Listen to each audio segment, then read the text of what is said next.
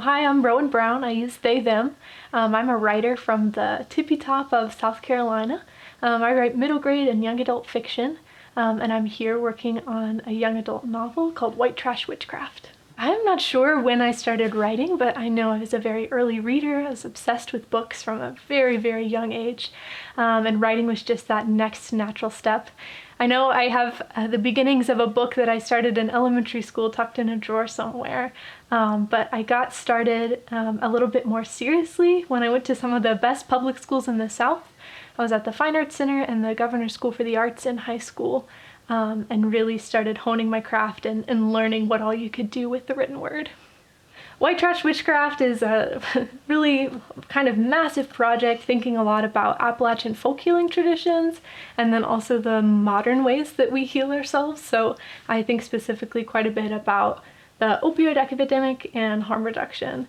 And so one of the things that I really wanted to get out of this residency was speaking with some healers that are from here. Folk healing traditions in Appalachia are pretty insular. People don't always like to share with outsiders. And so a lot of my research for the book had to be book learning, going to the libraries and archives. And even though there's some excellent things that I was able to gain from that, I really wanted to make sure that I had contact with people who had experiences that were both similar and different than mine. I can speak from my own family's experience, but we definitely do not span the whole gamut of folk healing practices.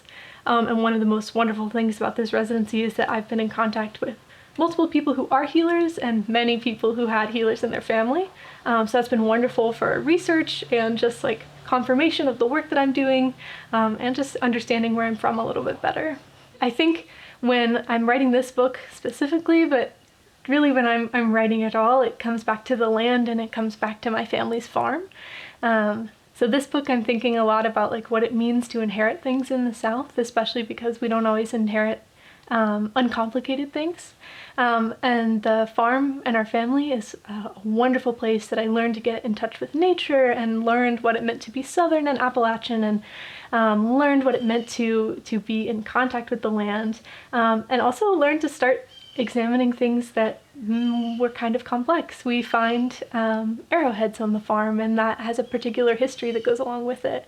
So I think that kind of idea of reckoning with the self and reckoning with the South, it all goes back to that family farm. What does being from the South or Appalachia mean to you? I like that word reckoning quite a lot. I went to undergrad up north. I'm about to return for even more schooling up north.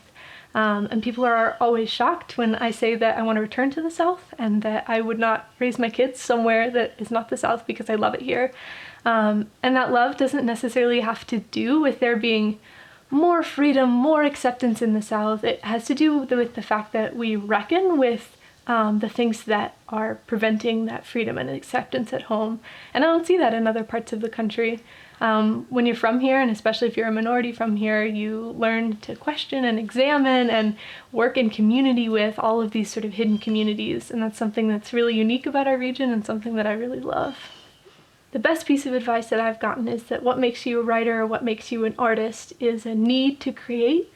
And that need is something that you really need to value and cherish in order to move forward in your craft and really understand yourself and your life. And I think that need, that urgency can be a little bit scary to some folks, but it really is the heart of the thing. It's what keeps us moving, and it's what gives us that new life in creation.